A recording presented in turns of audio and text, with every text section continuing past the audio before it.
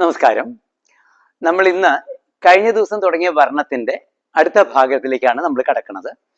ആദ്യ ജതിയുടെ ഫസ്റ്റ് പോർഷനാണ് നമ്മൾ എടുത്തു കഴിഞ്ഞിരിക്കുന്നത്. ഇനി അതിന്റെ മൂന്നാം കാലം മുതലാണ് എടുക്കാൻ പോകുന്നത്. അതായത് വർണ്ണം തോടി രാഗത്തിലുള്ള അയ്യപ്പ സ്വാമിയെ കുറിച്ചുള്ള വർണ്ണമാണ് നമ്മളിപ്പോൾ പഠിപ്പിച്ചുകൊണ്ടിരിക്കുന്നത്. അതോടൊപ്പം തന്നെ നമ്മൾ യോഗയുടെ ചില ലെസൺസ് കൂടി ഇന്ന് നമ്മൾ എടുക്കുന്നുണ്ട്. അപ്പോൾ നിങ്ങൾ കാണുക, അതുപോലെ തന്നെ മാക്സിമം എല്ലാ സപ്പോർട്ടും തരിക. നിങ്ങളുടെ ഗ്രൂപ്പുകളിലേക്കും ഫ്രണ്ട്സിനെയൊക്കെ ഷെയർ ചെയ്യാം. അപ്പൊ നമുക്ക് നമ്മുടെ മൂന്നാം കാലത്തിലേക്ക് കിടക്കാം. യതിയുടെ മൂന്നാം കാലത്തിലേക്ക്.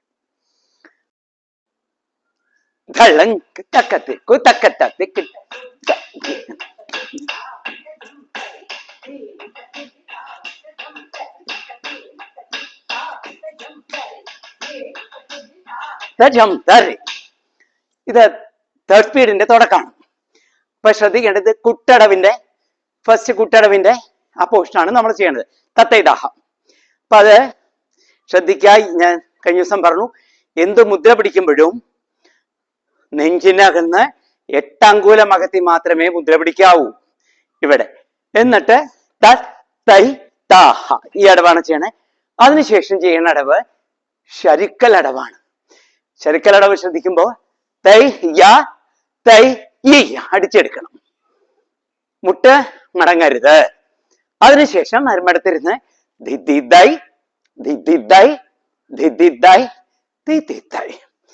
ഇങ്ങനെ 2 സൈഡും ചെയ്യണം.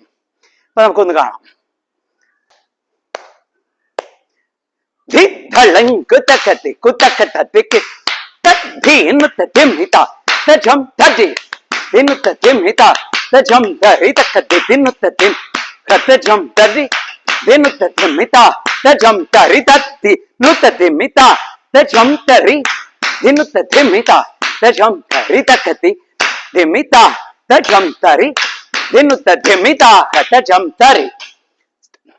അപ്പൊ ഈ ഇപ്പൊ എടുത്ത ആ പോർഷൻ ഒന്നും കൂടി ക്ലിയർ ആയിട്ട് കാണാം.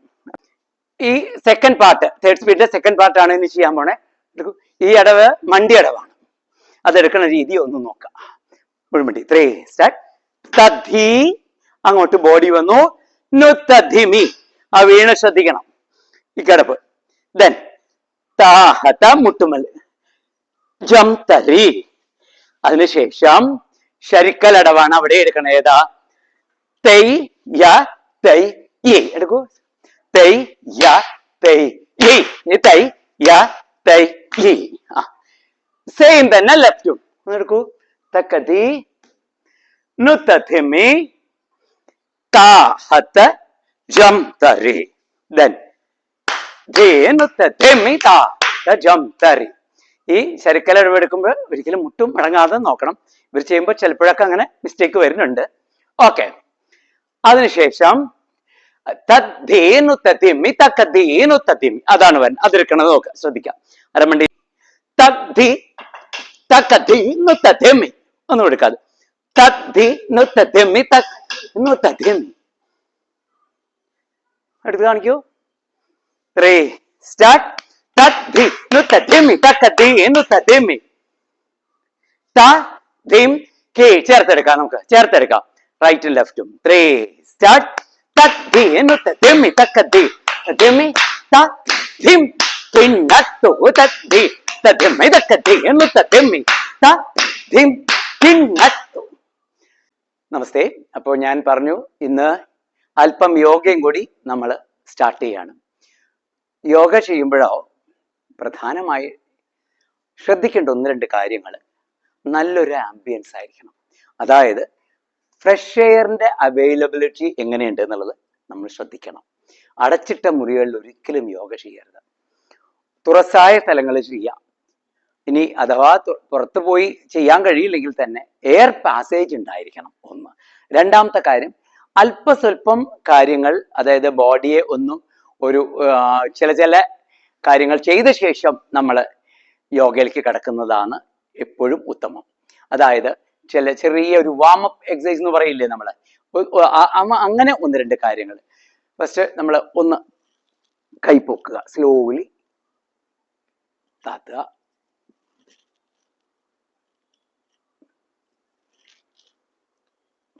ദെൻ നേരെ സൈഡിലേക്ക്.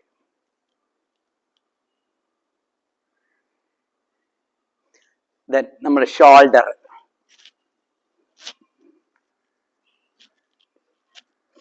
പിന്നെ ഈ റിസ്റ്റിന്റെ പോർഷൻ.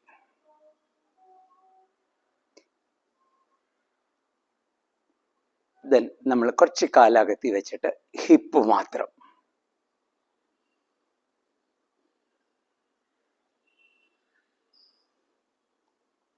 രണ്ട് കാൽമുട്ടുകൾ.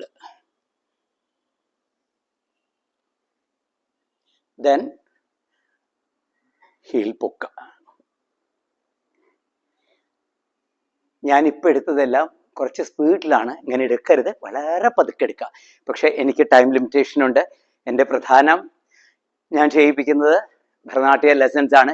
പക്ഷെ അതോടൊപ്പം തന്നെ ചെയ്യുന്നത് കൊണ്ടാണ് ഇത് ഇത്തിരി സ്പീഡിലെടുത്ത് വളരെ പതുക്കെ എടുക്കുക. അപ്പോൾ നമുക്ക് ഇന്ന് ആദ്യമായി തുടങ്ങാൻ പോകുന്നത്, ഞാൻ ഒരു യോഗ എന്ന് പറയുമ്പോൾ മനസ്സിലേക്ക്, എല്ലാവരുടെ മനസ്സിലേക്ക് ഓടിയെത്തുന്ന ഒന്നാണ് സൂര്യ നമസ്കാരം, അല്ലേ? കാരണം സൂര്യ നമസ്കാരം ഭഗവാനെ സ്തുതിച്ചിട്ട് വേണം നമുക്ക് ദിവസം തുടങ്ങാൻ.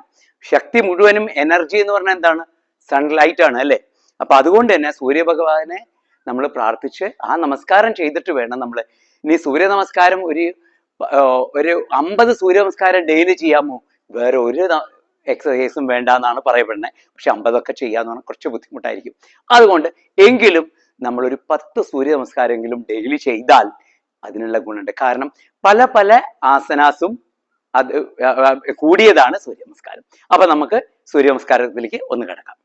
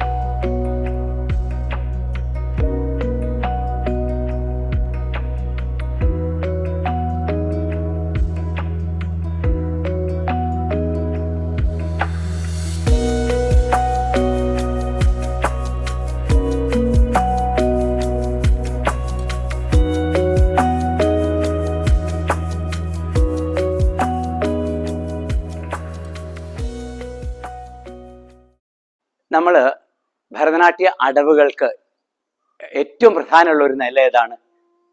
അരമണ്ടലാണ്, അല്ലെ? അതുപോലെ തന്നെ ഇപ്പൊ അരമണ്ടി ഇരിക്കുമ്പോൾ ഈ മുട്ട് നേരെ സൈഡിലേക്ക് പോകുന്നുണ്ടോ എന്നുള്ള കാര്യവും ഇവിടെ നെഞ്ച് നിവർന്നു നിൽക്കാൻ ശ്രമിക്കണം. മറ്റൊരു പ്രധാന കാര്യം, ഒട്ടുമിക്ക അടവുകൾക്കും ഈ മുന്നോട്ടുള്ള ബെൻഡിങ് വരുന്നുണ്ട്. പ്രത്യേകിച്ച് നാട്ടടവഞ്ച്, കുതിത്തുമെട്ടടവ്, ഇതെല്ലാം ചെയ്യുമ്പോൾ പലവരും ചെയ്യുന്നത് ഇങ്ങനെ വരും. ഈ ബോൾ ഇവിടെ വളയും. ഈ വളയുന്നത് ഒരിക്കലും ശരിയായ രീതിയല്ല. അത് ബാക്ക് പെയിൻ ഉണ്ടാക്കാനുള്ള അവസരമുണ്ട്.